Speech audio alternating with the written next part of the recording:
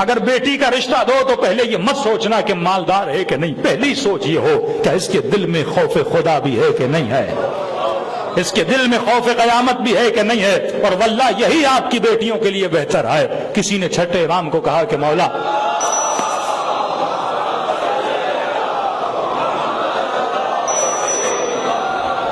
کے پاس آئے. امام فرماتے ہیں بیٹیاں اس کو دو جس کے وجود میں خوف خدا ہے. اس لفظ میں چند غلطیاں اور غلط فہمیاں پیدا ہوتی ہیں.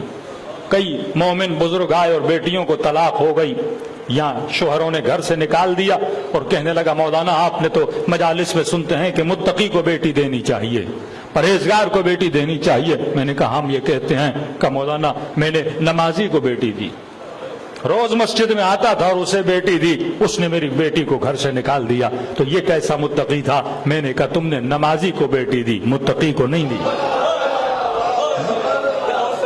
نمازی میں اور متقی میں فرق ہے، روزے دار میں اور متقی میں فرق ہے، جو سارا سال کالے کپڑے پہنے اور متقی میں فرق ہے. تقویٰ اور چیز ہے. خلاصہ تقویٰ کا یہ ہے کہ بیٹی اسے دو جس کے دل میں خوف خدا ہو. کئی نمازی ہم نے دیکھے لیکن خوف نہیں ہے.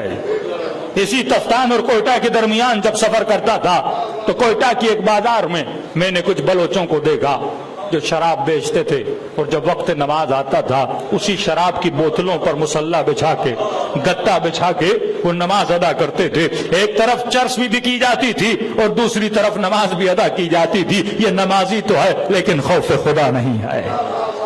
ایسے کئی بزنس مین آپ کو ملیں گے، نمازی ہے، روز مسجد میں آتا ہے، لیکن یہ کیوں آتا ہے؟ اپنے بوجھ کو ہلکا کرنے آتا ہے.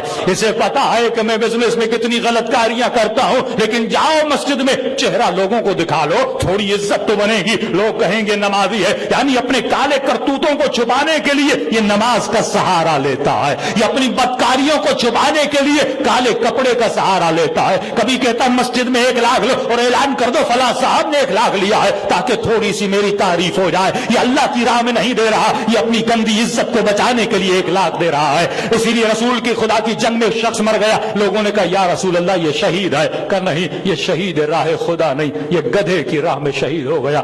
اس نے جنگ میں ایک بہت بڑا قداور خچر دیکھا تھا، گدھا دیکھا تھا، گدھے کی نسل کا کوئی گدھا تھا، اور اسے دیکھنے کے بعد یہ لڑنے گیا اور کہا جب جیت جاؤں گا تو مال غنیمت میں ملے گا. یہ جو لالچ عزت میں مسجد میں آتا ہے یہ نمازی ہے، متقی نہیں ہے. تقویٰ کا مطلب یہ ہے خوف جس کے دل میں ہو. ایسا جوان جو گناہ سے ڈرے، ایسا جوان جو بد کرداری سے ڈرے، ایسا جوان جو اللہ کی مخالفت سے ڈرے، ایسا جوان جو حضور امام کو محسوس کرے، اسے اپنی بیٹی دینا. اور اپنے اس کلام کی تصدیق لیے چھٹے امام کا فرمان پڑھنے لگا ہوں. میرے مولا فرماتے ہیں اے انسان، اگر تمہاری بیٹی کے پاس کوئی رشتہ آیا، اگر تم نے مال دنیا کو دیکھ کر، یہ نہیں کہ مال نہیں دیکھنا، پہلی شرط یہ ہے خوف خدا کو دیکھنا ہے.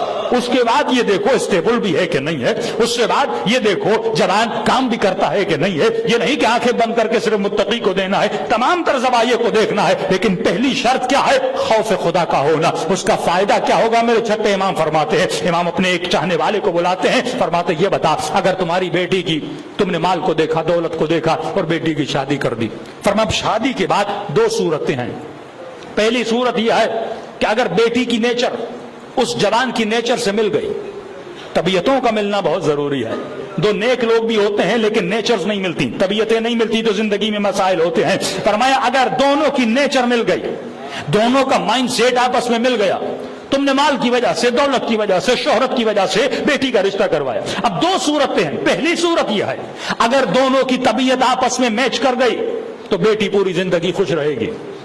دوسری صورت بھی ہے، وہ یہ ہے کہ اگر تمہاری بیٹی کی طبیعت اس جوان کی طبیعت سے نہ ملی، طبیعتوں میں ہم آہنگی نہیں ہوئی، تو فرمایا یہ تمہاری بیٹی کو مارے گا، یہ اس پر ظلم کرے گا، یہ اسے طلاق دے کر گھر سے نکال دے گا. کیوں؟ کیونکہ دل میں خوف خدا نہیں تھا.